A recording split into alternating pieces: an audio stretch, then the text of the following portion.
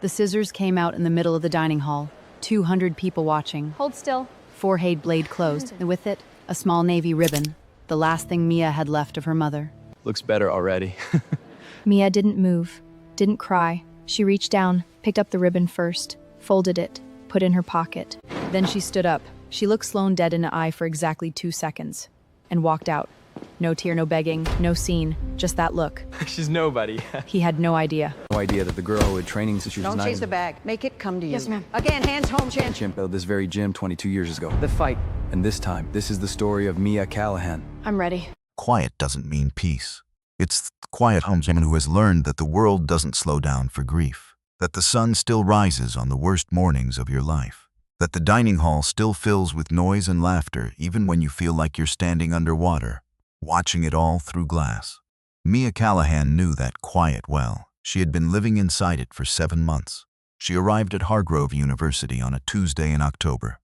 Not the first day of the semester, when everyone else moved in with their parents and their matching storage bins and their nervous excitement.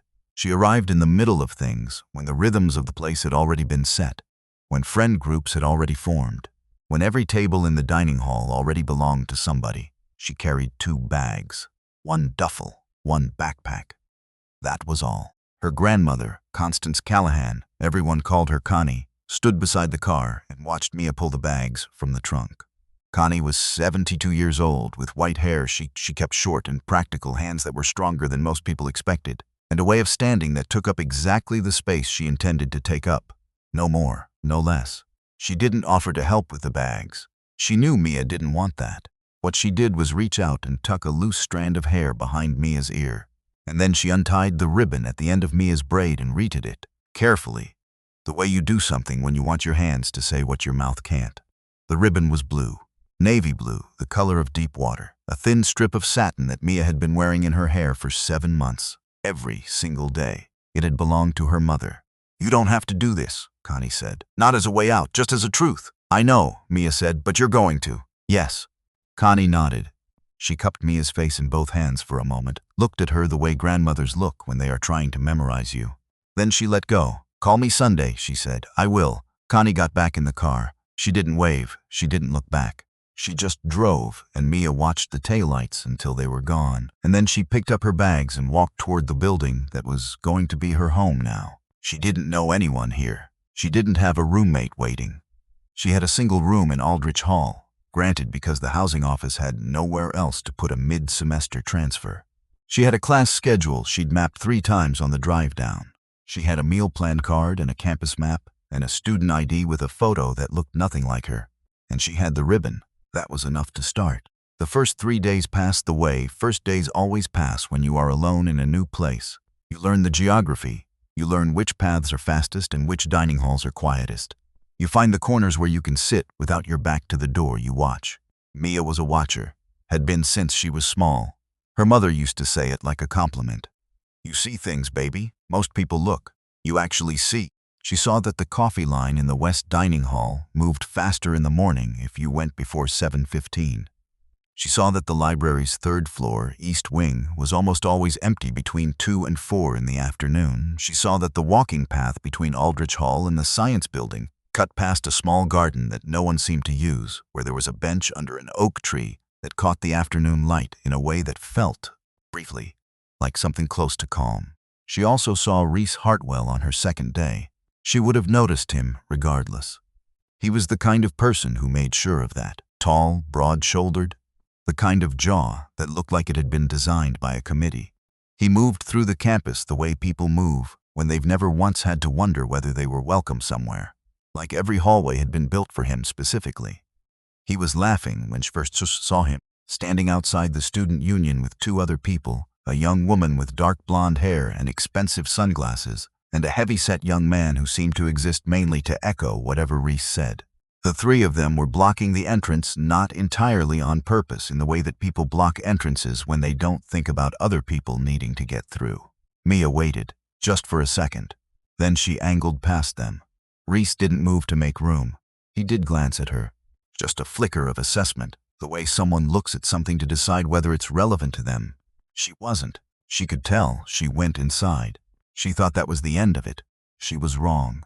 She saw him again at dinner that night. He was at the center table in the main dining hall, the one that shouldn't have been anyone's table in particular, but somehow clearly was.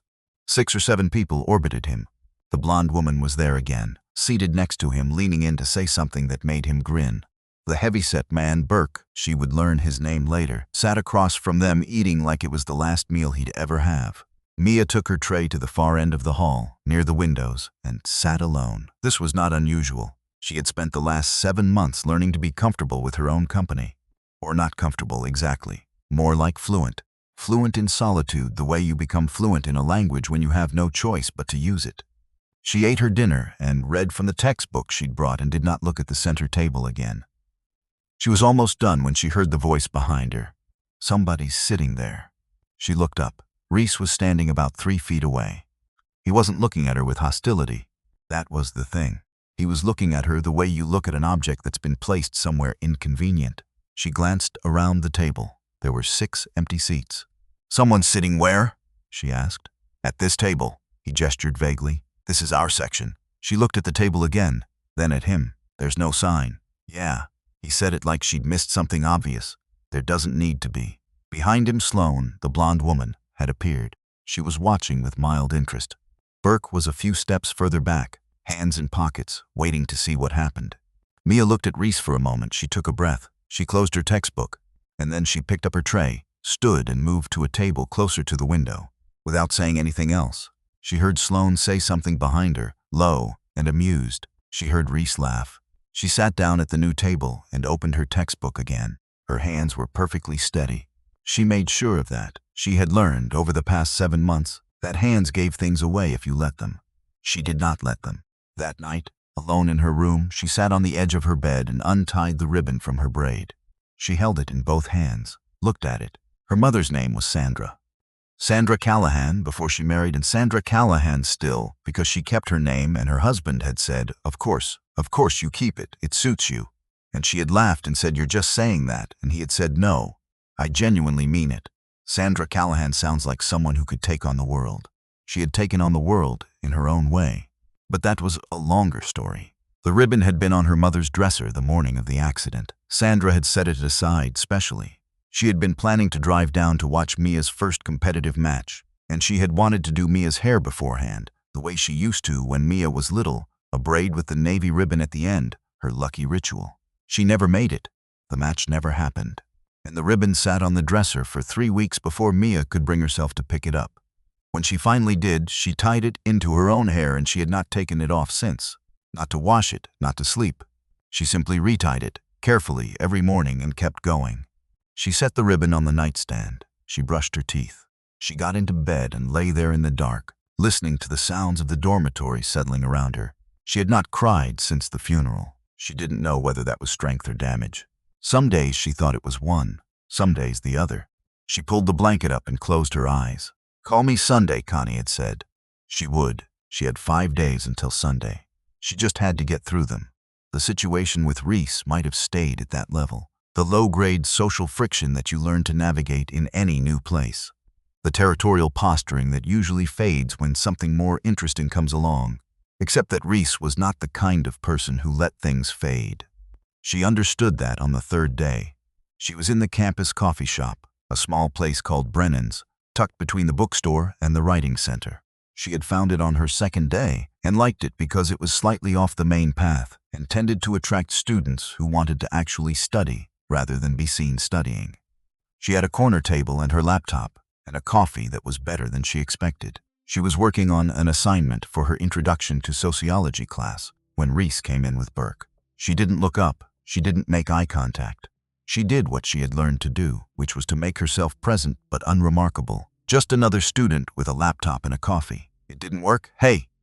Reese stopped beside her table, the girl from the dining hall. She looked up. "Hi, what's your name?" She considered for a moment whether there was a version of this interaction that ended well. She couldn't find one. "Mia," she said. "Mia." He repeated it like he was deciding whether it was worth remembering. "You transferred in, right? Middle of the semester?" "Yes." "From where?" "Oregon." He nodded slowly. "Long way." "It is." He pulled out the chair across from her, sat down without asking. Burke stood nearby, leaning against the wall, scrolling his phone with the particular energy of someone who was used to waiting. "So what are you doing at Hargrove?" Reese asked. "Studying," she said, evenly. He smiled. It was a nice smile. Technically symmetrical. "Practiced. I mean, why here? It's not exactly a top 10 school. It works for what I need." "Which is?" She looked at him for a moment. He was curious, she realized, not in a friendly way, in the way that some people are curious about new things that have appeared in their environment, testing to see what they do. "School," she said. He laughed a little, surprised. Not because it was funny, but because she wasn't performing nervousness for him. People usually performed nervousness for him. She could tell. "Fair enough," he said. He stood up, pushed the chair back in, looked at her with that same light assessment. "Good luck with that." He walked out. Burke followed. She looked back at her laptop. Her coffee had gone slightly cold. She drank it anyway. She met Coach Adela Foss on the 4th day, by accident. She had taken a wrong turn looking for the gym's weight room and ended up in a corridor that smelled like floor polish and old rubber, the specific smell of athletic spaces that have been used for a very long time. She was consulting the campus map on her phone when a door opened and a woman walked out. She was 64 years old, solidly built, with close-cropped gray hair and the kind of posture that takes decades of physical discipline to maintain. She was carrying a clipboard and wearing a Hargrove Athletics windbreaker. She looked at Mia, the way people look when they are used to assessing physical capabilities quickly and accurately. "Lost?" the woman said. "Looking for the weight room. Back the way you came, left at the double doors, 3rd right." She was already looking at her clipboard again. Then she stopped, looked at Mia more carefully. Her eyes went to the ribbon in Mia's hair just for a second. A flicker of something crossed her face. "Too quick to name. What's your name?" she asked. "Mia Callahan." The woman was quiet for a moment. Something shifted in her expression. Not dramatic. Just a small, careful settling, like a door that closes softly instead of slamming. "I'm Coach Foss," she said. "I run the combat sports program here." "Okay," Mia said. "Weight room's back that way." She pointed. Then Mia started to turn Callan. Mia stopped. "If you ever want to drop practice, we're in Studio B Tuesday and Thursday 4 to 6. Mia looked at her, trying to read what was behind the offer. Finding something careful and still and layered like deep water. "Why?" Mia asked. Coach Foss looked at her for another moment. "Just extending the invitation," she said. Then she walked off down the corridor, clipboard under her arm, shoes quiet on the polished floor. Mia stood there for a second. Then she went to find the weight room. The 5th day was when everything changed. It was a Wednesday, noon. The main dining hall was at its fullest. That particular lunchtime chaos of trays and voices and chairs scraping and the smell of food from 6 different stations mixing together into something that was neither good nor bad, just loud and present and very much alive. Mia was carrying her tray toward her usual table by the windows when she heard Sloane's voice behind her. "Oh, look," she came back. She kept walking. "I like your ribbon," Sloane said, louder now. The kind of louder that was meant to be heard by the surrounding tables. Very 4th grade, a few people glanced over. Mia set her tray down, sat, opened her book. She heard the footsteps approach. More than one person, she did not look up. "I'm talking to you," Sloane said. Mia looked up then. Sloane was standing about 2 feet away, Reese just behind her and to the left, Burke on the other side, with his phone already out. She had learned, in her 19 years, that there were moments when the right response was to deflect, to move, to reduce friction, and walk away. She had done that on the 2nd day. She had done it at Brennan's. But she had also learned from her grandmother and from her mother before that there were moments when deflection was not actually safety, when walking away simply taught the other person where your edges were. She looked at Sloane, then at Reese, then back at Sloane. "Is there something you need?" Mia said. Sloane smiled. It was the kind of smile that had no warmth in it at all. "We just think it's funny," she said. "The way you wander around campus like you belong here."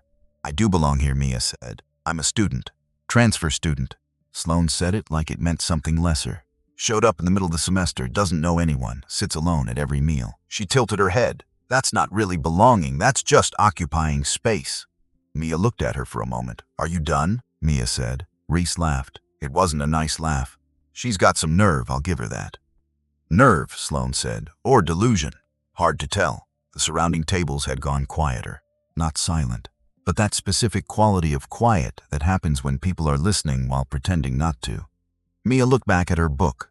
That was when Sloane reached into the pocket of her jacket and took out a small pair of scissors. The kind with short blades, the kind anyone might carry. She stepped forward. What happened next took about 4 seconds. Sloane reached up toward Mia's braid and closed the scissors around a section of hair just below the ribbon. Reese watched with a half smile. Burke had the camera up, the scissors closed. A section of Mia's dark hair, about 4 inches of it, fell to the table, and with it unraveling from the cut end of the braid came the ribbon. The navy blue ribbon. It landed on the tray, next to Mia's water glass. The dining hall had gone fully quiet now, not the listening quiet of before. The different quiet of people who had just seen something happen and weren't sure what it was yet. Sloane stepped back. Better, she said. More manageable. Burke was still filming. Reese was still smiling. Mia sat very still. She was aware of her own breathing. She was aware of the hair on the table and the ribbon on the tray, and the fact that 40 or 50 people were watching her right now to see what she would do. She had trained for a long time to understand the difference between a feeling and an action. Her grandmother had taught her that first, when she was 9 years old, in the small gym behind Connie's house where they had trained every Saturday morning for years. The feeling is information, Connie had said. The action is the choice. They are not the same thing. Don't let anyone make you confuse them. The feeling right now was something vast and hot and very old. It wasn't just about Sloane. It wasn't just about the scissors. It was about 7 months of loss and displacement and trying to hold herself together by her fingernails. And the ribbon was the last thread connected to her mother. And it was lying on a cafeteria tray next to a cup of water. That was the feeling. Mia reached out. She picked up the ribbon first. She held it for a moment, then folded it carefully and put it in the front pocket of her jeans. Then she stood up. She was calm. Her hands were steady. She picked up the section of cut hair and she held it for a moment, looking at it, and something moved across her face that was not quite any emotion someone watching could name. She set it back down on the table. She picked up her tray. She looked at Sloane, directly, for exactly 2 seconds, long enough to be clear and not long enough to be a performance.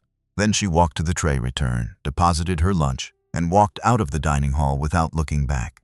The quiet lasted another few seconds. Then the normal noise of lunch came back, the way noise always comes back, like water filling a space, like nothing had happened at all. She walked to the small garden behind the science building, the one no one used. She sat on the bench under the oak tree, and she put her hand in her front pocket and she held the ribbon. She sat there for a long time. She was not crying, she was doing the other thing, the harder thing, which was sitting inside the feeling without drowning in it and without running from it. Just being there with it. Breathing. Her mother had taught her this too, though not in a gym. Sandra had taught her this in the car, driving to practice on cold mornings, the heater running and the radio low. She used to say, feelings are like waves. They get bigger the more you fight them. You don't fight a wave, you feel it. You breathe through it, and then it passes and you're still here. The wave came, it was bigger than she expected. 7 months of it, compressed. She breathed through it. She was still there. She didn't know how long she sat there. Long enough for the afternoon light to shift. Long enough for the bench to get cold through her jeans. When she finally stood up, she tied the ribbon back into what remained of her braid. It was shorter now. The ribbon hung a little lower than it used to. It still looked like something, though. It still held. She went to her afternoon class. She took her notes. She walked back to Aldrich Hall in the early evening dark. She ate a granola bar in her room because she didn't want to go back to the dining hall today. She sat at her desk. She picked up her phone, put it down, picked it up again. It was Wednesday, not Sunday. She wasn't supposed to call until Sunday. She called anyway. Connie picked up on the second ring. Mia. Not a question. Just her name, the way Connie said it, like a whole sentence. Hey, Nana. A pause. Connie could read silences the way other people read words. She had been doing it for 72 years. Tell me, she said, so Mia did. Not everything. She didn't have all the words for everything yet. But she told her about Reese and about Sloane and about the scissors and about the ribbon. She told it in a flat, even voice, and when she was done, she was quiet. Connie was quiet too for a moment. You okay? Connie asked. I don't know yet. Fair enough. Another pause. You still have the ribbon? Yes. Good. Connie's voice was steady and low and held everything in it that could not be said directly. You know what your mother would have done in that situation. I know. She didn't fight because someone hurt her. She fought because she understood what the fight was actually about. I know, Nana. Do you know what this one is about? Maya was quiet for a moment. She looked at the ribbon, tied into her shortened braid, in her reflection in the dark window. Not yet, and starting to. Okay, Connie said. That's enough for now. Coach Foss saw all of it. She had been at the back corner of the dining hall when it happened. walking back from getting coffee, far enough away that no one noticed her. She had a clear line of sight to the table, to Sloane with the scissors, to Burke with the phone, to Reese standing there with that half-smile, to Mia sitting very still. She had seen Mia reach for the ribbon first. That was the moment. That small deliberate choice in a room full of noise and cruelty. Reach for the ribbon first. The hair can wait. What matters most first. Foss had been coaching for 36 years. She had coached hundreds of athletes, men and women, in every weight class and discipline. She had seen gifted people and disciplined people and fearless people and people who were combinations of all three. She had seen this particular quality twice before in her career. The first time was 1989. A young woman named Barbara Ames, who went on to compete nationally and coach the next generation. The second time was 2001. A 19-year-old named Sandra Callahan who walked into this gym with her mother, a compact white-haired woman who stood like a boxer, and Sandra had that same quality, the stillness that came not from absence of feeling but from depth of control, the ability to prioritize even in the worst moment. Sandra Callahan had won the Regional Collegiate MMA Championship in 2003. She had graduated, she had married, she had had a daughter, and now that daughter was at Hargrove with her mother's ribbon in her hair, sitting in a dining hall while someone with scissors decided that she was an easy target. Foss set down her coffee. She watched Mia walk out of the dining hall, straight back, steady stride, not performing anything, just moving. She waited about an hour. Then she went to her office and found the student directory and looked up the emergency contact listed for Mia Callahan. Constance Callahan, Delwood, Georgia, the same last name as Sandra, the same town. She sat with that for a moment. Then she dialed. The phone rang twice. "Connie Callahan," said a voice. Direct. No nonsense. The voice of someone who had been answering phones for 72 years and had no patience for preamble. "Connie," Foss said. "It's Adela Foss. I coach at Hargrove." A pause. Then, quieter, "Adela. Yeah. Is Mia all right?" "She's fine. She handled herself well." Foss paused. "You trained her." "Sandra and I both trained her," Connie said. "Since she was 9. "I know." Foss leaned back in her chair. Outside her window, the campus lights were coming on, the early dark of October settling over the buildings and the oak tree in the garden where, though she didn't know it yet, Mia had been sitting for the last hour. "I saw it, the way she moved, the way she prioritized." "What happened?" Connie's voice was controlled, but there was something underneath it. Foss told her, all of it, the scissors, the ribbon, the dining hall full of witnesses. "The walk?" Out Connie was quiet for a long moment. "There's a competition," Foss said, "Regional Collegiate MMA. Hosted here at Hargrove. 11 days from now. The boy involved, Reese Hartwell. His family sponsoring it. The results are arranged. He's supposed to walk away with a title he didn't earn." "And?" Connie said. She already heard where this was going, and I think Mia should enter. Another silence. "Does she know about this yet?" Connie asked. "No, I offered her an open invitation to come to practice. She didn't take it, not yet." "She'll come when she's ready," Connie said. "Or she won't come at all, and you'll have to respect that." "I know. She quit after Sandra," Connie said. The words were plain. Sandra was what she called the accident, the loss, just the name. "She hasn't trained since." "I know that too. If she comes to you, she comes because she chose it, not because we pushed her. Understood?" Connie was quiet for a moment. Foss could hear her breathing, slow and even, on the other end of the line. The breathing of someone who had been in difficult moments before and knew how to be steady inside them. "The ribbon," Connie said finally. "You saw her take it first." "Yes. Then she's still herself," Connie said. "Even after everything, she's still Sandra's daughter." Foss let that sit for a second. "She is," she said. Another pause said quietly, "More to herself than to Foss. When she's ready, she'll know." "I believe that." "You were good to call," Connie said. "Take care of her." "I will." They said goodbye. Foss set the phone down. Outside the window, the last of the evening light had gone. The campus was all lamplit paths and lit windows now, the particular beautiful ordinary of a place full of young people who were trying to figure out who they were. One of them was in a dormitory room somewhere in this campus, holding a navy blue ribbon, trying to find her way back to herself. Foss picked up the sheet of paper on her desk. The registration form for the Regional Collegiate MMA Championship. 11 days. She set it aside. She would leave it on the counter in Studio B, where anyone who came through the door could see it. And then she would wait. Mia lay awake that night for a long time. The room was quiet in the way that new places are quiet until you learn their sounds. The building settling, heat coming through the vents. Someone in the hallway, footsteps fading. She held the ribbon loosely in her hand. She had not allowed herself to think about fighting since her mother died. It was too tangled. The mat, the training, the gym smell, the way her body knew what to do before her mind caught up. All of it connected to Sandra. All of it in some part of her that she hadn't been able to reach for 7 months, still connected to the idea of her mother watching, her mother proud, her mother sitting in the stands and calling out her name. There was no way to think about any of that without hitting the wall, without the fact of the empty seat. The phone that rang and rang on the worst evening of her life, so she had not thought about it. But lying there in the dark, she felt something move. Not a decision yet, just a movement. The way a door moves when someone on the other side of it puts their hand on the knob.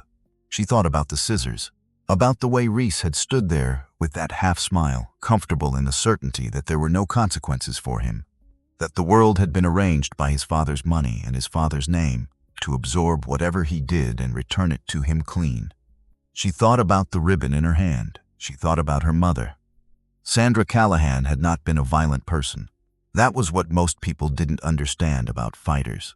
The ones who were truly trained, truly serious, were often the least violent people you'd meet, because they understood, down to the bone, what violence has actually cost, what it did to the body and the mind and the spirit. They didn't reach for it out of anger. They reached for it when there was no other language available. Sandra had said once, driving home from a competition when Mia was 12 years old, "The mat is honest. You can't fake it on the mat. You find out who you really are when the only thing between you and the ground is what you actually know." Mia closed her fingers around the ribbon. She didn't make a decision. Not yet. She was not there yet. But she stopped running from the door. That was something. That was, maybe, enough for one night. She put the ribbon on the nightstand. She closed her eyes. Outside the window, Hargrove was quiet under the October dark. The oak tree in the garden, the lit windows of Aldrich Hall, the corridor in the athletic building where a registration form sat on a counter in Studio B. She breathed in, breathed out, the wave came. She let it. It passed, and she was still there. She went to Studio B on Thursday, not because she had decided anything. She told herself that on the walk over she was just looking, just seeing what it was. The way you open a door to a room you've been avoiding, not to go in, just to look at it in daylight and remind yourself it's only a room. Studio B was at the end of the athletic building's east corridor, past the wrestling room and the equipment storage. The door was propped open with a rubber doorstop. She could hear it before she got there. The specific sounds of a training space, bodies moving, breath, the soft impact of contact. She stood in the doorway. 8 people on the mats, mixed ages, mixed sizes, some drilling technique in pairs, 2 sparring in light contact at the far end. Coach Foss stood near the center, watching a pair work a takedown sequence, arms crossed, saying something low that Mia couldn't hear from the door. The gym smelled like every gym she had ever trained in. That smell hit her before anything else. Rubber mat and sweat and something underneath it, the faint chemical clean of floor disinfectant. It was the most specific smell she knew. More specific than any perfume, any food, any place. It lived in a part of her brain that was connected directly to her body, bypassing thought entirely. For a second she was 9 years old, in her grandmother's backyard gym on a Saturday morning. Connie showing her how to fall correctly, how to take the ground with your whole arm and not just your wrist, how to make the impact something you do, instead of something that happens to you. Then she was back in the doorway. 19 years old, a long way from home. Coach Foss had not looked up. She was still watching the pair on the mat, still talking low. But she said clearly without turning her head, "Come in or don't, but don't stand in the door." Mia came in. She sat on the bench along the wall. She didn't change, didn't stretch, didn't do anything that would signal she was there to train. She just sat and watched. Foss let her. She didn't come over. Didn't acknowledge her beyond that first sentence. She ran the rest of the practice the same way she would have run it if no one was sitting on the bench. Corrections, demonstrations, a short conditioning circuit at the end. Business, no performance. Mia watched the sparring pair at the far end. A young man and a young woman, both about her age, working at about 70% effort. She could see things in their movement, the way she had always been able to see things. A habit in the young man's footwork he planted slightly too early before a shot. A tendency in the young woman to drop her right hand after she threw the left. She saw them. Her hand stayed still in her lap. When practice ended and the other students filed out, Foss came to where Mia was sitting.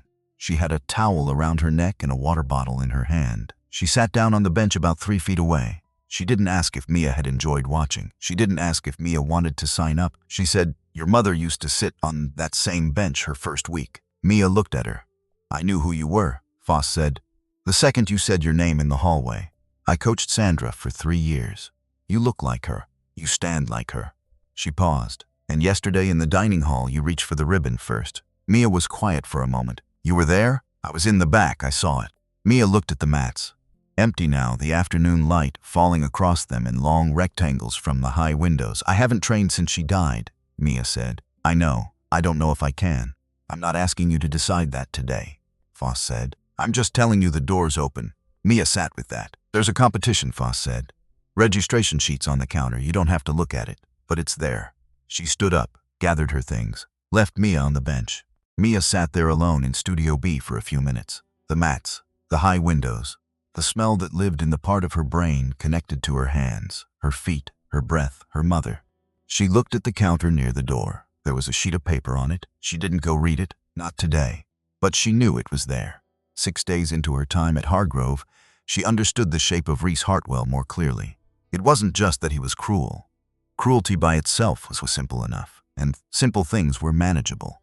What made Reese more complicated was the system around him, the infrastructure of protection that had been built, brick by brick, over the course of his 20 years on Earth, by his father's money and his father's name, and the particular culture of a place where those things meant something. His father was Warren Hartwell, state senator, 3rd term, a man whose face was on campaign signs along the highway into Delwood and on the wall of the student union and in the framed photo behind the desk of President Aldridge of Hargrove University, shaking hands at a donor event 3 years ago. The Hartwell family had given Hargrove $2.4 million over the last decade. New wing of the science building, scholarship fund, the updated athletic facility, which included, among other things, Studio B. Mia learned this not by investigating but by paying attention. You picked it up. The way people said his name, the way certain planes moved enough to evaporate. 3 students she spoke to in the first week, casually, without revealing why she was asking, had variations of the same story. Someone had reported something. It had gone nowhere. There was a general understanding that certain things went nowhere. She was thinking about this on Monday morning, 7 days in, walking across the quad toward her sociology class, when she heard it. Raised voices from the direction of the humanities building. She didn't go looking for trouble. She genuinely didn't. She had told herself clearly, since Wednesday in the dining hall, that her job right now was to keep her head down and think and not do anything until she understood what she was dealing with.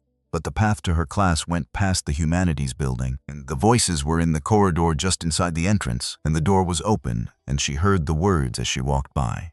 She heard Reese's voice first, that easy, unhurried confidence, and then another voice, older, more careful, trying to hold its ground. She stopped just outside the door. She should have kept walking. She knew that. She stayed. Through the doorway in the corridor, she could see the back of Reese, and past him, facing her direction, was a man she didn't recognize. Mid-50s, gray at the temples, a jacket with a Hargrove faculty pin on the lapel. He was holding a folder of papers against his chest like a shield. He was trying to look calm and not quite managing it. That grade stands, the man was saying. His voice was steady, but she could hear the effort it cost. I grade on the work. That's how it works in my class. I'm just saying, Reese said, that a D- on that paper doesn't reflect the effort I put in. The paper was 4 pages when the minimum was 8. 2 of those pages were repeated material. I've been busy with the competition prep. My father understands the pressures I'm under. Your father, the man said carefully, doesn't set grades in my classroom. A pause. When Reese spoke again, his voice had changed, just slightly. The easy confidence was still there, but something underneath it had shifted. Something that was used to getting results and was recalibrating to find them. Professor Whitmore, he said, I'm going to be honest with you. I don't think this grade situation is going to work for either of us. And I think my dad would agree. He's actually on the board of trustees, which I'm sure you know. Silence. I'm going to give you the chance to reconsider, Reese said. Take the weekend. Look at the paper again. Whitmore said nothing.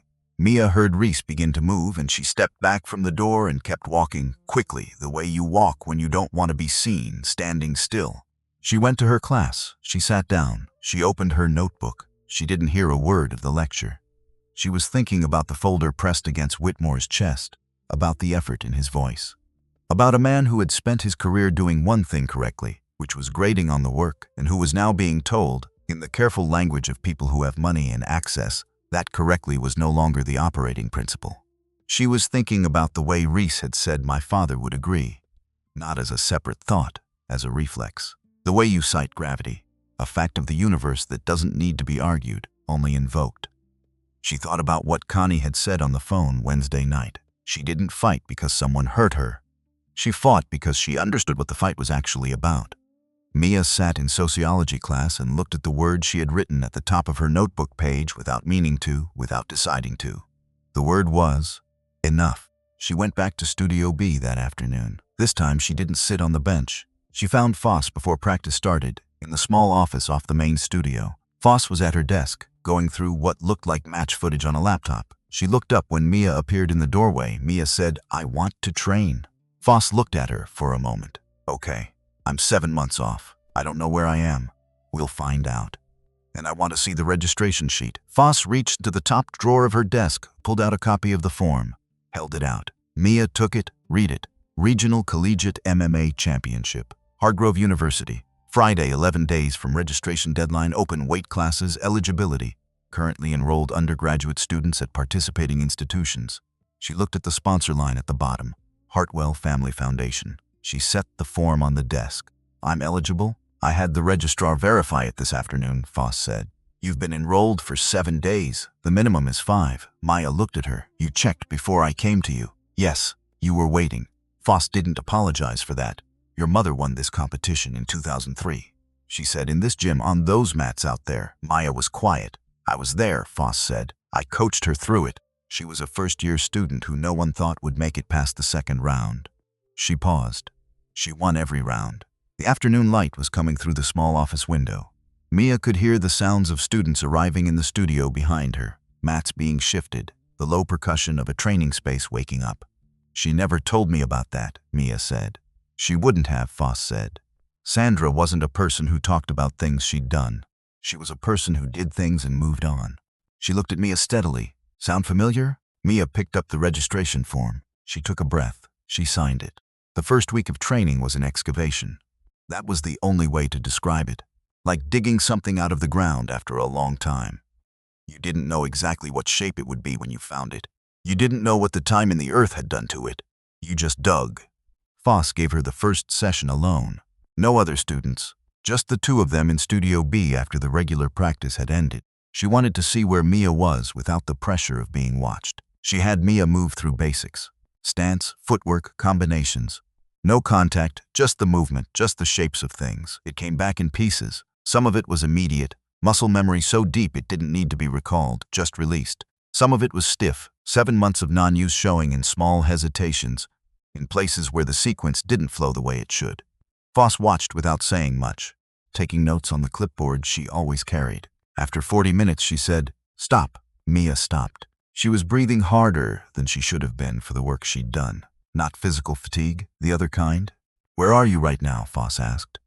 Mia thought about that honestly. "Somewhere between here and somewhere else." Foss nodded. "That's what I thought." She made a note.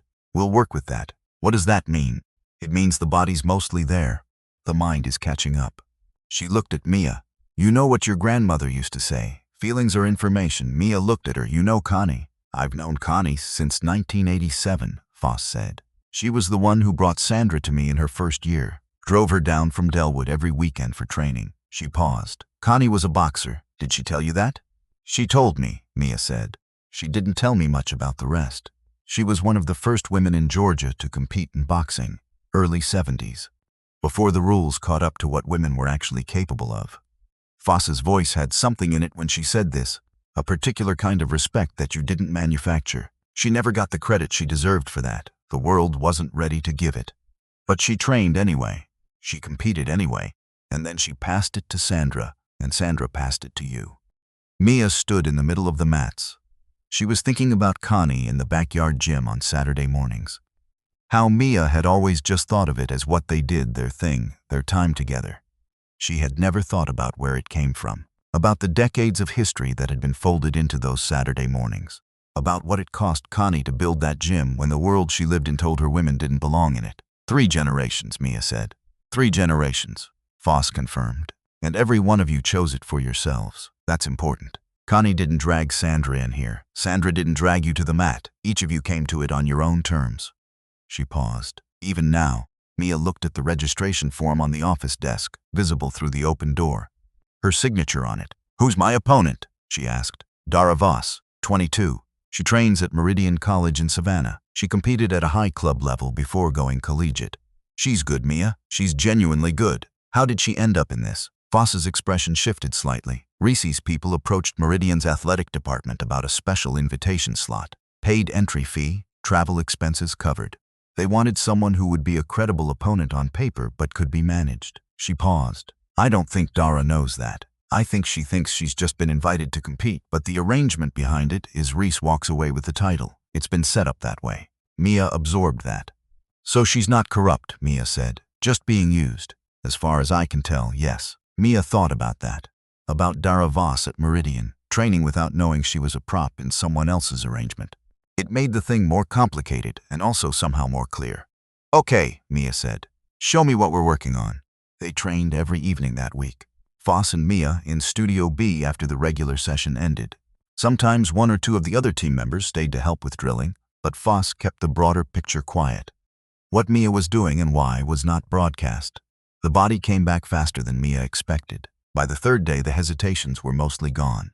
By the fifth day, she was moving with something close to her old fluency, the sequences connecting the way they were supposed to, the transitions clean. What didn't come back as fast was the stillness. In competition, the stillness was everything. Her grandmother had called it center. Not emotional blankness, not detachment. The opposite, full presence, being so completely in the moment that there was no space between you and what was happening.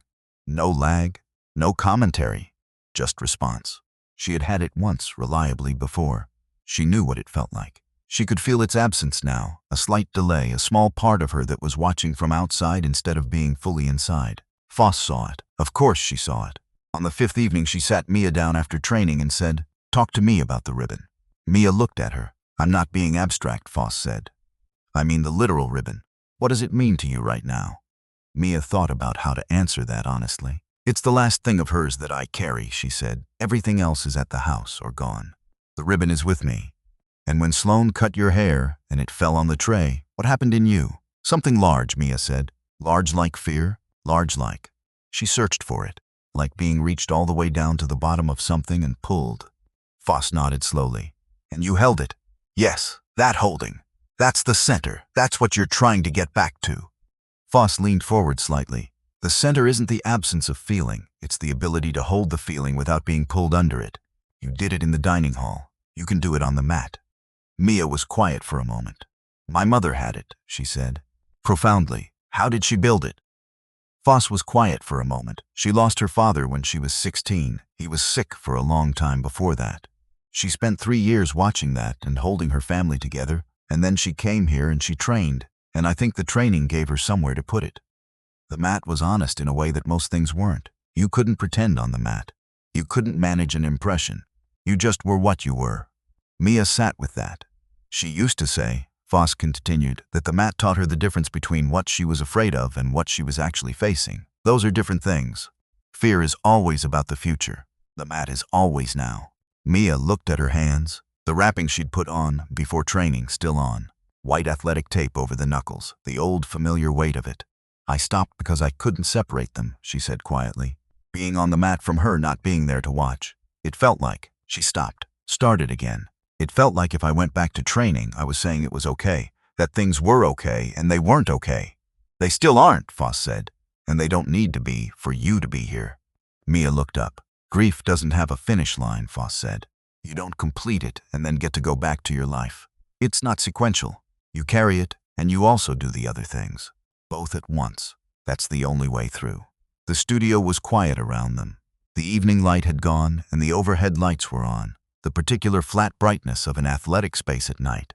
Mia thought about her mother driving to a competition she never reached, about a ribbon set on a dresser that no one tied, about 7 months of not being able to go back through a door because she had associated the door with the loss. She thought about Connie in 1972, or whenever it was, training in a sport that told her she shouldn't be there, training anyway, passing it down. She thought about what Voss had said, both at once. That's the only way through.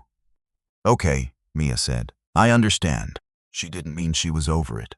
She meant she understood what she was being asked to hold. That was different, and it was enough. On the 8th day, Reese found out she had entered the competition. She was in Brennan's coffee shop, same corner table as before when Burke appeared. Without Reese, which was unusual. He stood at the counter, ordered something, then turned and looked at her in a way that was too deliberate to be accidental. He came over. Hey, he said.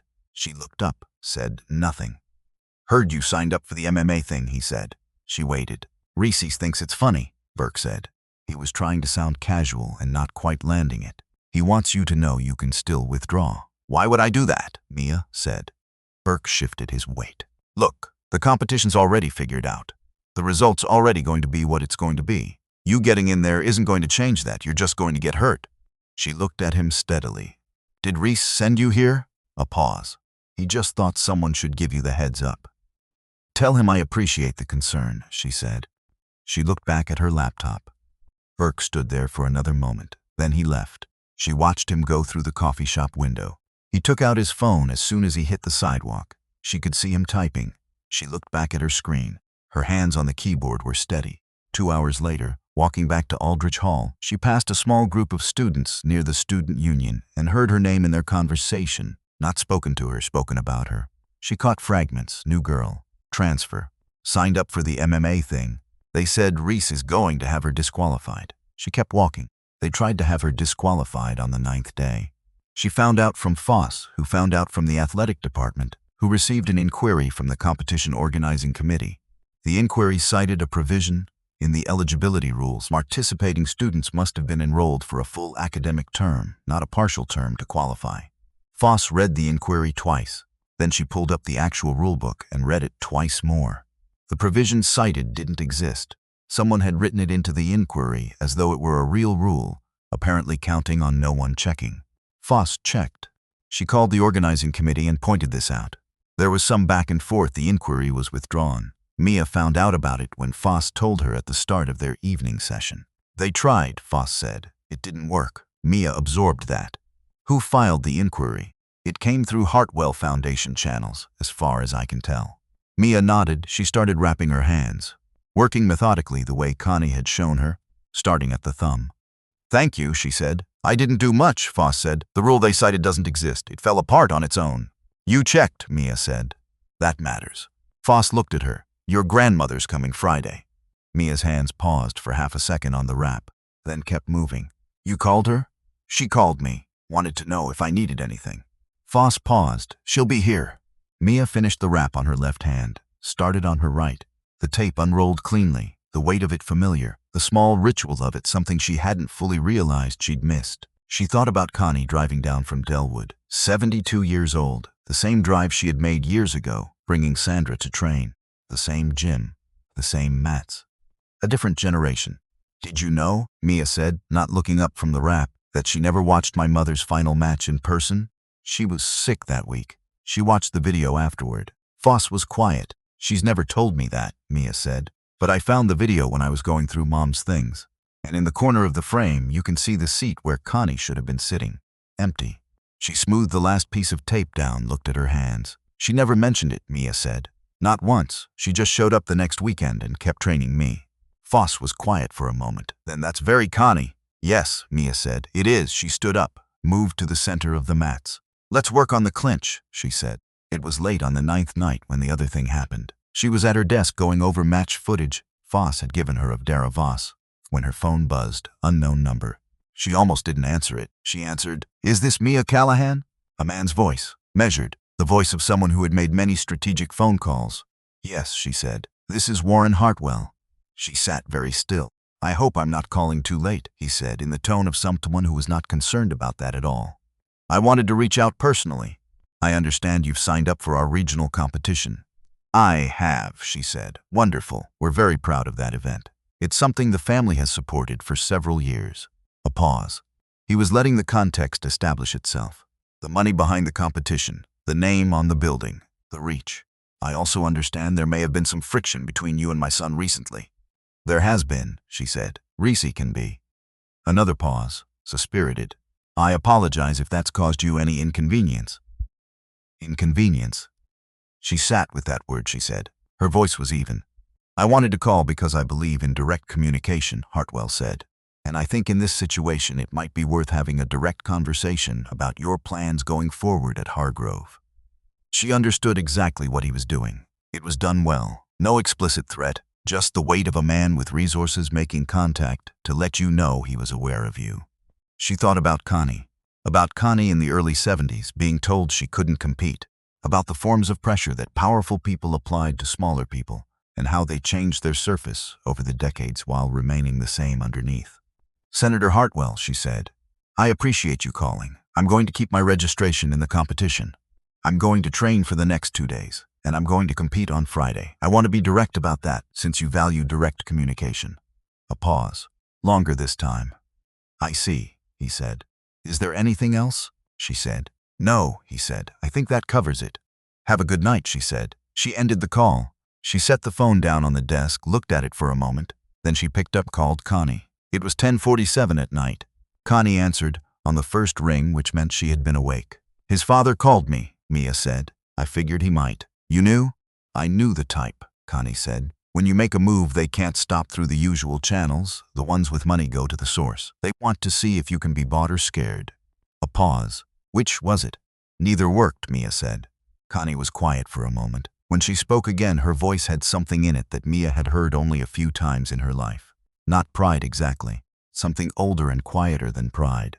"I'll be there Friday," Connie said. "I know. Foss told me. I was going to come regardless. I just hadn't decided where to sit." "Where are you going to sit?" "Same place I always sit," Connie said. "Where I can see your face." Mia closed her eyes for a second. "Nana," she said. "Yeah, she would have come, you know, if it hadn't." She stopped. "I know," Connie said. "She would have been there in the front row with a sign, and she would have embarrassed you thoroughly, and you would have loved every second of it." A small sound came out of Mia. Something between a laugh and its opposite. "Yeah," she said. "She would have." They were quiet for a moment together. The comfortable quiet of two people who had enough history to be silent in. "2 more days," Connie said. "2 more days." "Sleep," Connie said. "Not optional." "Okay, Mia." "Yeah." "The ribbon," Connie said. "Keep it with you." Mia reached up and touched the end of her braid, the navy ribbon, reated that morning as she did every morning, shorter braid than before. The ribbon hung a little differently than it used to. Still there. "I will," she said. She put the phone down. She closed the match footage on her laptop. She turned off the desk light. In the dark, she untied the ribbon from her braid, held it the way she had held it on the first night, feeling the satin between her fingers, the slight, worn softness of it from months of daily use. She thought about what Foss had said, about center, about the difference between holding a feeling and being pulled under by it, about full presence, about the mat always being now. She thought about 2 days from now, the competition in this gym, Dara Voss across from her, the thing that had been arranged to go one way, and the thing she was going to do about that. She thought about her mother winning in this same gym 22 years ago, the empty seat where Connie should have been, Sandra winning anyway, because the work was the work regardless of who was watching. She thought about her own name on the registration form, her own signature, the choice that was entirely hers. She tied the ribbon back into her hair, lay down, pulled the blanket up. Outside, Hargrove was quiet, the oak in the garden, the lit windows of the athletic building where Studio B sat dark and empty, the mats waiting for Friday. She breathed in, breathed out. She was here, she was ready. Not perfectly, not without weight, but ready. The wave came, she held it, and she was still there. Friday came the way important days always come, not with fanfare, not with any signal that this one was different. The alarm went off at 6:15. The dormitory hallway had the same sounds as every other morning, someone's shower running, a door closing, the particular quiet of early October that sits just at the edge of cold without crossing over. Mia lay in bed for exactly 1 minute after the alarm. Then she got up. She brushed her teeth. She made coffee on the small single-serve machine her grandmother had insisted she bring. She sat at her desk and drank it slowly, looking out the window at the campus coming awake in the gray morning light. She thought about nothing specific that was deliberate. She had learned from years of competition mornings with her mother and grandmother that the mind on a fight day needed to be kept clear of narrative. No rehearsing outcomes, no building stories about what would happen. Just the coffee, the gray light, the sounds of the building waking up around her. When she finished, she opened the small drawer of her nightstand. The ribbon was there. She had taken it out of her hair to sleep. something she had started doing again only this week. For 7 months, she had worn it through everything, through sleep and showers and the worst of the grief. But sometime in the middle of Tuesday night, she had decided she didn't need to hold it that tightly anymore, that she could put it down and it would still be there in the morning. It was still there. She picked it up, held it for a moment, then set it on the desk beside her empty cup.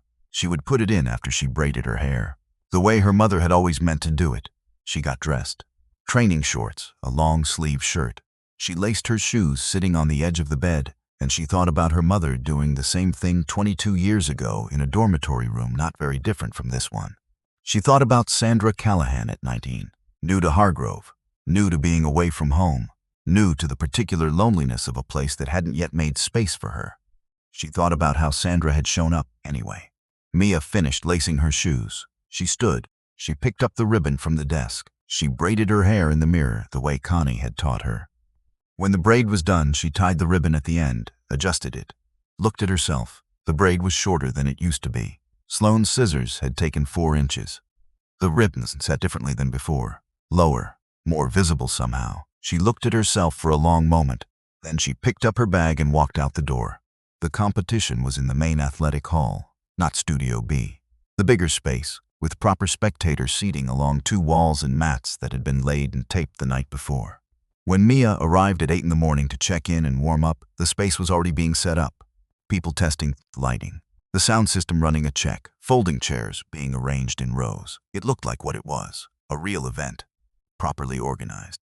The Hartwell Family Foundation banner hung across the back wall, wide and prominent, blue and gold. She checked in with the organizing committee, signed the final paperwork, received her schedule. She was in the second match of the afternoon session, 2:15, plenty of time. She went to the warm-up room and started moving, slowly at first, just getting the body awake. A few rounds of shadowboxing, keeping it light, not burning anything she would need later. Coach Foss arrived 20 minutes in and watched without saying much. Occasionally a quiet correction. Mostly she just let Mia work. At 9:30 Foss said, "That's enough. Eat something. Stay off your feet." Mia ate in the small athlete's lounge off the main hall. A sandwich she had made the night before, the way Connie had taught her. Real food, not vending machine food. She sat alone and ate and looked at the wall. She was aware of a low-level vibration in her chest that she recognized.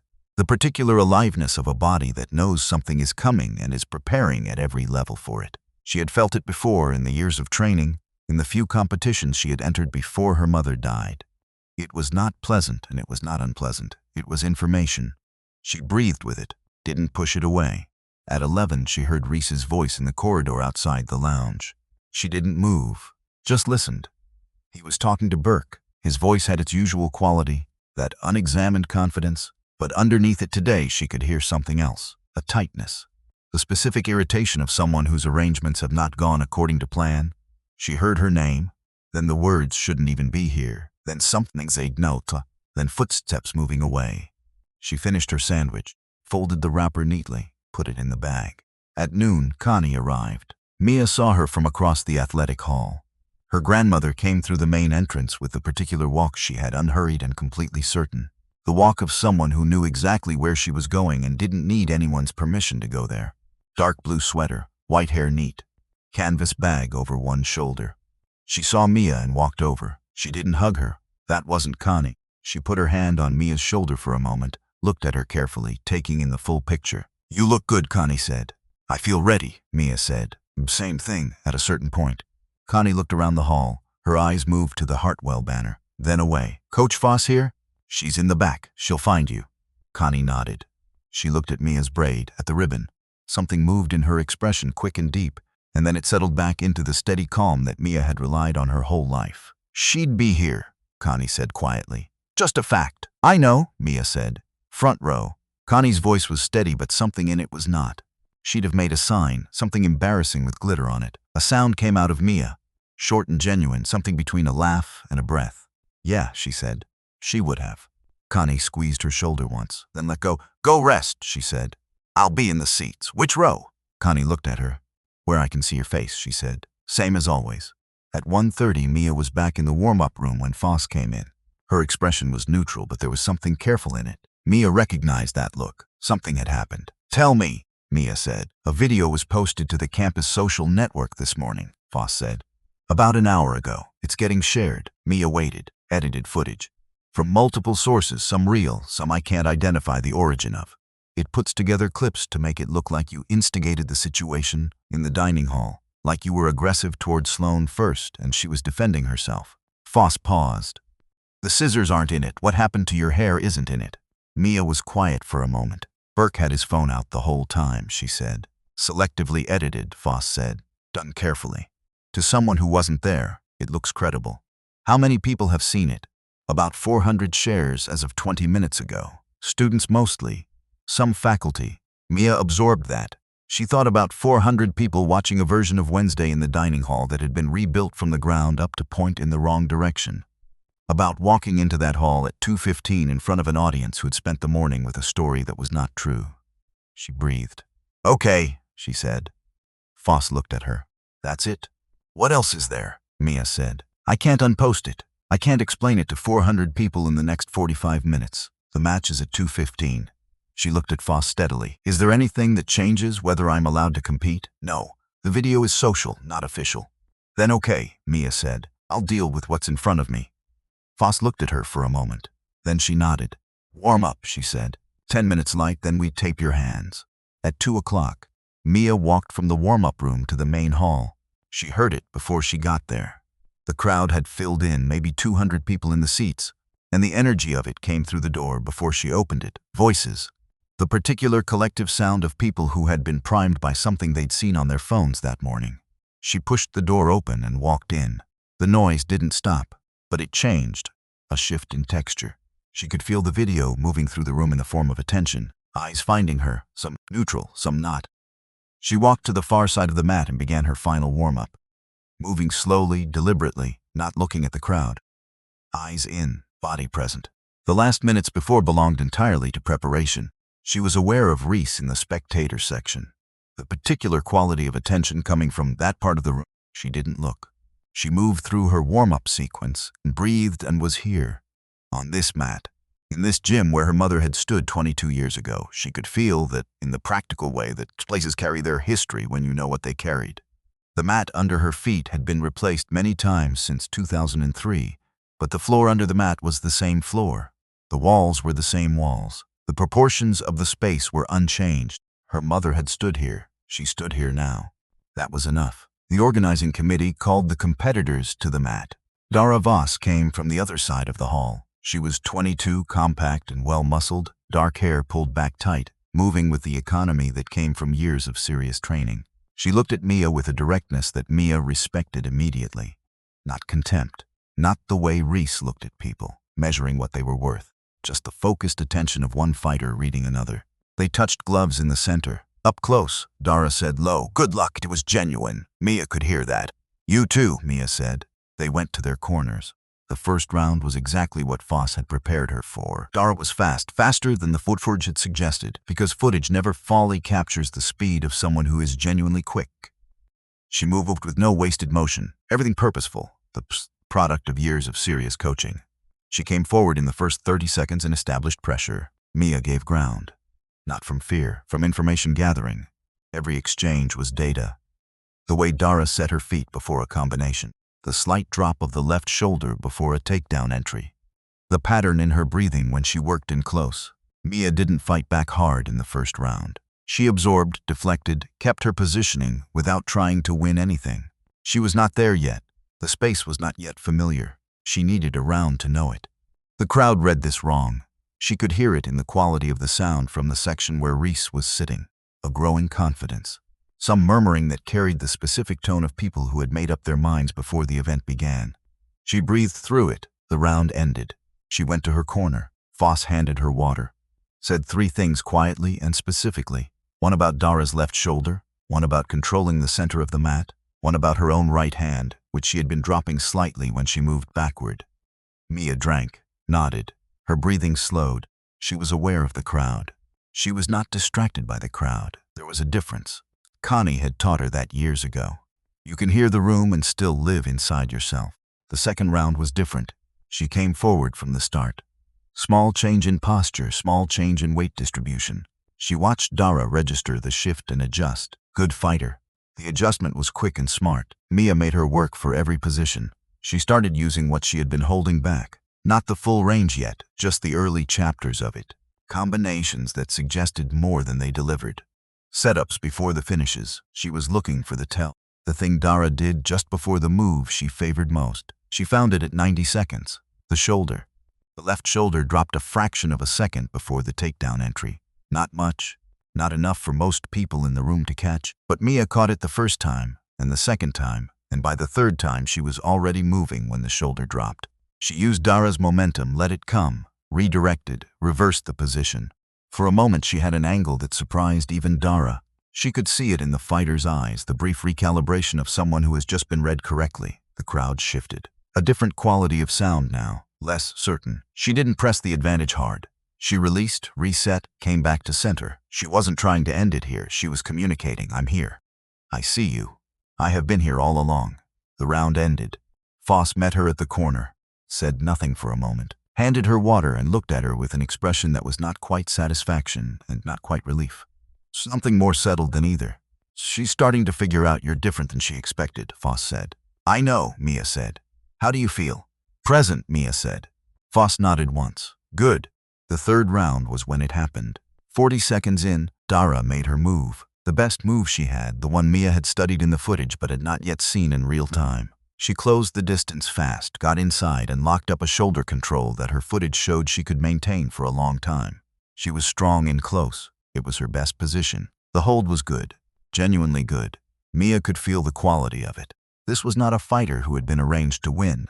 This was a fighter who knew what she was doing. She worked for 30 seconds trying to find the exit. She couldn't find it. The technique was sound and Dara was patient, not expending, just maintaining, waiting for the signal to finish. The crowd found its voice again. The particular crescendo of people who thought they were watching the end of something. She heard Reese's voice above the rest for a moment. Couldn't make out words. Didn't need to. She was starting to tire in the hold. The angle was wrong for her strength. The exit she knew wasn't available because of how Dara had her positioned. She breathed. She went still. Not giving up, not panicking. Going still in the way Connie had taught her, in the way Sandra had passed on, the way that looked from outside like resignation and was from inside the absolute opposite of resignation. It was the stillness of someone gathering everything that remained and finding exactly where to put it. She thought about the backyard gym on cold Saturday mornings. About the specific instruction Connie had given her when she was 11 years old for exactly this kind of position. A technique Connie had developed herself in the 1970s, modified from her boxing background, adapted for grappling in ways that weren't in any standard curriculum, something you would not see in footage because no one else taught it quite this way. It required perfect timing, a half-second window. She waited for it. Then, from somewhere in the room, not loud, not performing, a voice that carried the way voices carry when they have learned not to waste themselves on volume. Mia, remember why you came back. Not remember the technique, not remember the training, remember why you came back. She felt something open in the center of her chest, a physical sensation, the release of something that had been held for a very long time. She breathed in, and then she moved.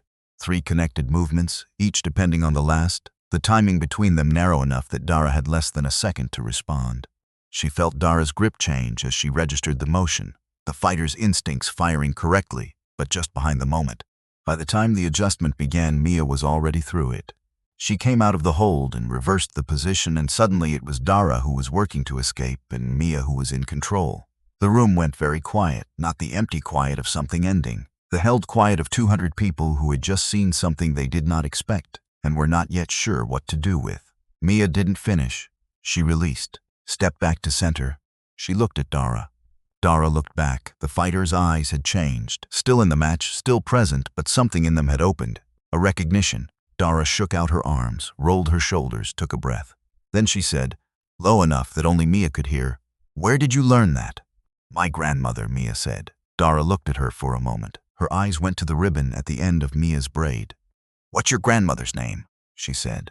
"Constance Callahan." "Connie." Something moved across Dara's face. The constant fighter's evaluation was still there, but a layer had been added to it. Something that changed the whole picture. "And your mother?" Dara said. Mia looked at her. Sandra Callahan, the name, landed, Dara went completely still for a second. She looked at Mia with an expression that had in it something Mia did not expect. Not just recognition, something that looked close to reverence. Sandra Callahan won the regional championship, Dara said, in this gym, 2003. A pause. I grew up hearing about that match. My coach used it as an example every time she talked about reading opponents, about staying present when you're behind. Another pause. She was the reason I started competing. The crowd around them had faded. Reese in the spectator section, the Hartwell banner on the wall, all of it at a distance. I didn't know she had a daughter, Dara said. She did, Mia said. Dara looked at her for a long moment. Then she straightened, fighter's posture. She lifted her chin toward the center of the mat. Fight me properly, Dara said. Whatever this thing was supposed to be, it doesn't matter anymore. I want to see what Sandra Callahan's daughter actually has. Mia looked at her. She felt something she could only describe later, to Connie and to Foss, as the sensation of a door opening all the way. Not the tentative half-open she had been managing for 7 months. All the way. The whole door. Okay, she said. The last 2 minutes of the third round were the truest thing Mia had done in 7 months. Not because she was perfect. She wasn't. She made mistakes. Dara found 2 openings that cost her. The accumulated work of the match showed in her movement by the final minute. But she was present in a way she had not been able to be since October of last year. Since the phone call that changed everything. She was fully here. On this mat, in this gym. In her own body, her mother's ribbon in her hair. Her grandmother somewhere in the seats, watching. She was here. When the buzzer sounded, the crowd came back to itself all at once. A different sound than before. Not the predetermined narrative that had been loaded into the room that morning by a video on a phone screen. Something more complicated. Something that came from watching 2 people fight each other honestly and not decided in advance what it thought about that. The judges conferred.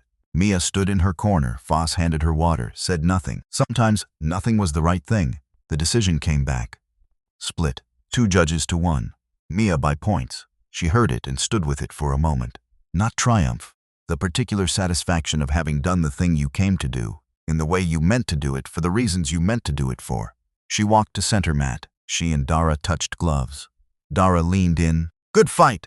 You too, Mia said. You're the real thing. So are you, Dara said. She paused. Your mother would have liked watching that. Mia held those words for a second. Yeah, she said. She would have. What happened next did not happen loudly. That was the thing Mia remembered most clearly afterward. She had half expected the aftermath to be loud. The way resolutions in films were loud, everyone watching the dramatic conclusion. It wasn't like that. She was at the edge of the mat, towel around her shoulders, when she became aware of a shift in the room. Not everyone, not all at once, just a change in the quality of attention. People looking toward the spectator section where Reese had been sitting. He wasn't sitting anymore. He was standing, talking into his phone, and even from across the room, she could see that the easiness was gone.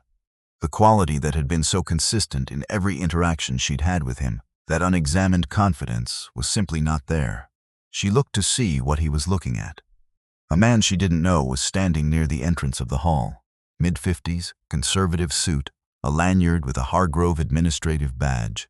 He was talking quietly to President Aldridge, who had been in the audience. Aldridge was looking at something on a tablet the man held. She didn't know what it was yet. She found out 20 minutes later when Foss found her in the cool-down area. Whitmore, Foss said. Professor Whitmore in the sociology department. Mia looked at her. He recorded the conversation, Foss said. The one last week, when Reese went to his office and made the grade situation explicit. He recorded it on his phone. Legal in Georgia with one-party consent. He filed the recording with the Academic Integrity Office 3 days ago. She paused. He didn't tell anyone, he just filed it and waited. Mia thought about Whitmore. The gray-templed professor with the folder pressed against his chest like a shield, trying to hold his ground with his voice steady and the effort visible in every word. He did it alone, Mia said. He did it alone, Foss confirmed. He said later that he had been planning to do it regardless of anything else that happened this week. But I think watching what happened to you in the dining hall made him less willing to wait any longer. Mia thought about that, about a man who had spent his career doing one thing correctly, grading on the work, and who had finally decided that was worth protecting, not in a grand way, not publicly. Just by pressing record on his phone and walking a form to the right office. Small, ordinary, enormously important. Is Reese being investigated? Mia said. The Academic Integrity Office opened a formal process this morning. The university's relationship with the Hartwell Foundation is also under review by the board. Foss paused. It's early, but it started. Mia nodded. She thought about the Hartwell banner on the wall. She didn't look at it. And the video they posted this morning? Mia said. That's the other thing, Foss said. Her expression shifted slightly. One of the campus staff, a woman who was in the dining hall that Wednesday, pulled the unedited security footage from the system and posted it herself this afternoon.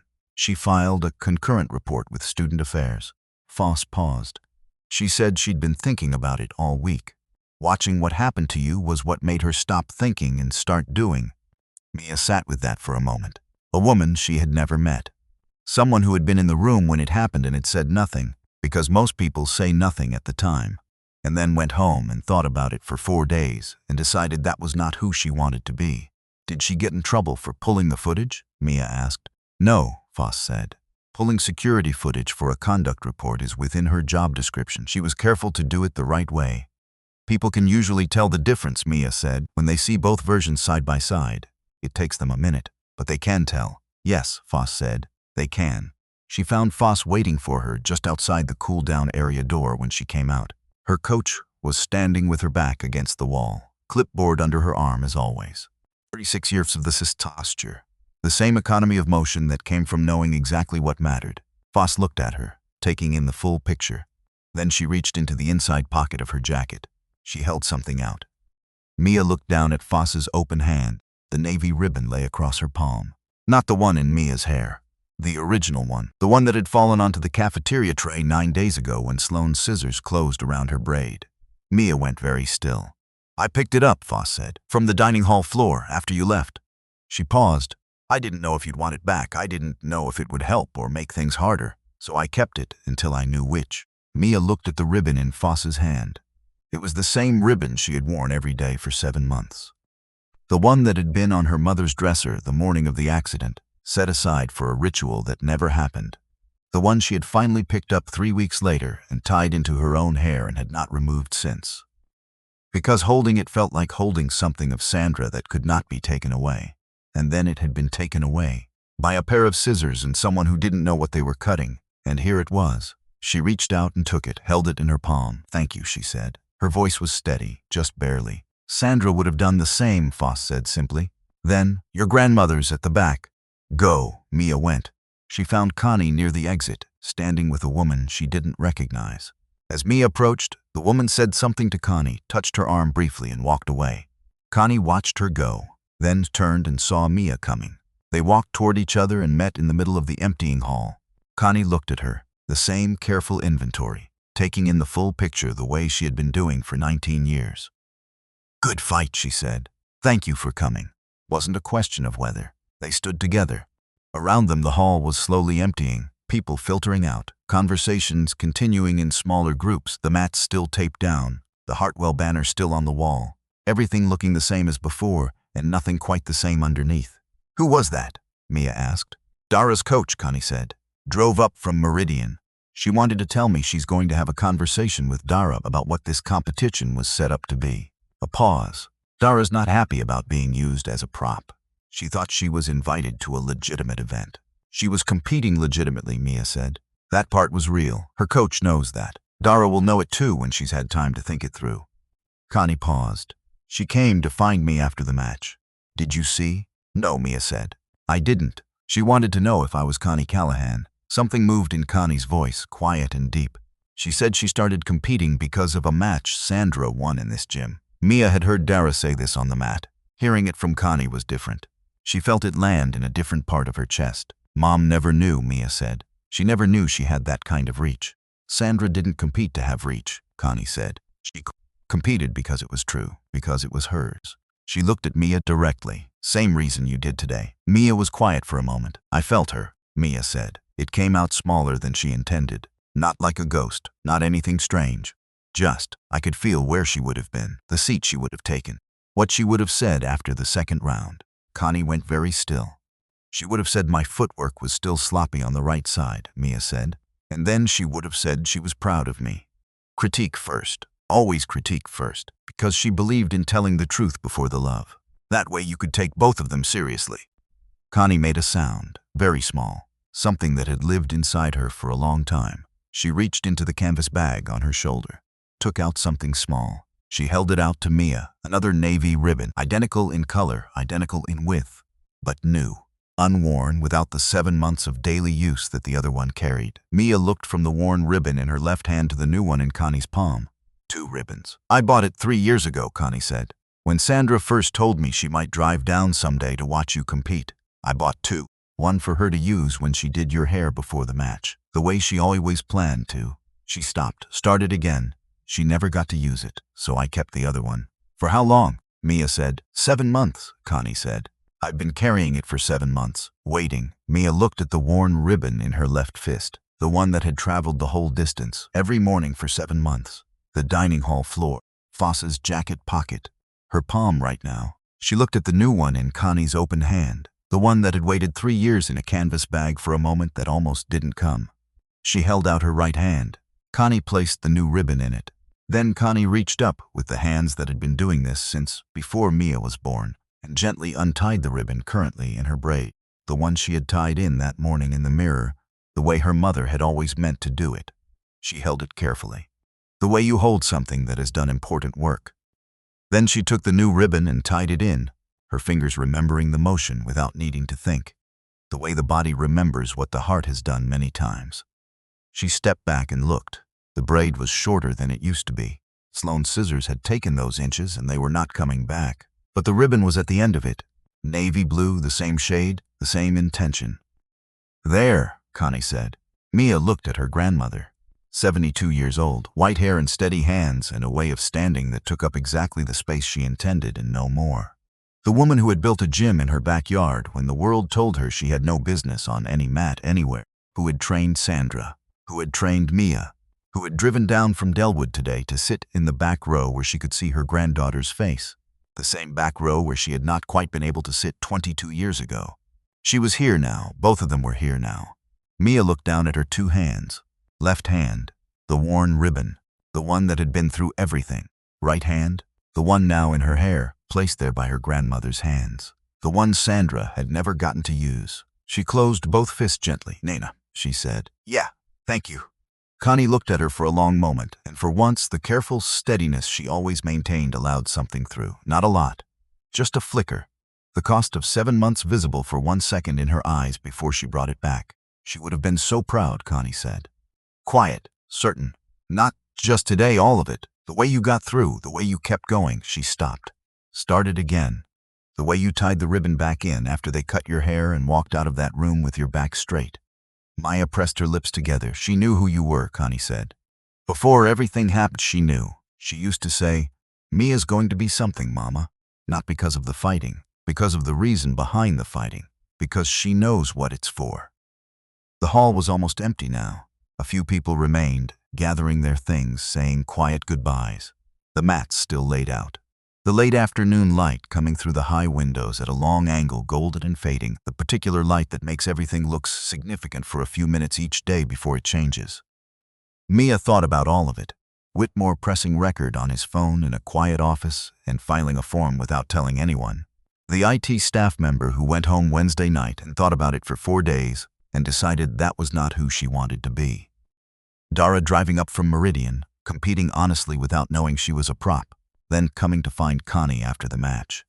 The real footage spreading through campus feeds alongside the false one, the slow and imperfect and ongoing work of things becoming more true than they were before. She thought about her grandmother at 22, stepping onto a boxing mat in a state that hadn't yet decided she was allowed to. Training anyway, passing it to Sandra. Sandra passing it to her. She thought about a seat in the front row that would have had a handmade sign with glitter on it. She thought about her mother's voice saying exactly what Sandra would have said. Critique first, always, because you could take both the truth and the love more seriously that way. The love doesn't stop because the person stops. That was the thing. It stays in the things it shaped. It travels forward through time in ways the person who sent it out never gets to see. In the hands of a grandmother who carried a ribbon for 7 months waiting for the right moment. In a technique that lived in muscle memory, passed down through decades of Saturday mornings, through women who trained in spaces that weren't sure they were welcome. In a young woman in Meridian who started competing because of a match she never saw, who drove up today and fought honestly and said, "Fight me properly. I want to see what you actually have." It was always there. She just couldn't see it while she was trying to survive. "The diner," Connie said. She picked up her canvas bag. 2 eggs, real coffee, toast, non-negotiable. "Okay," Mia said. "And you're going to tell me about your classes, all of them."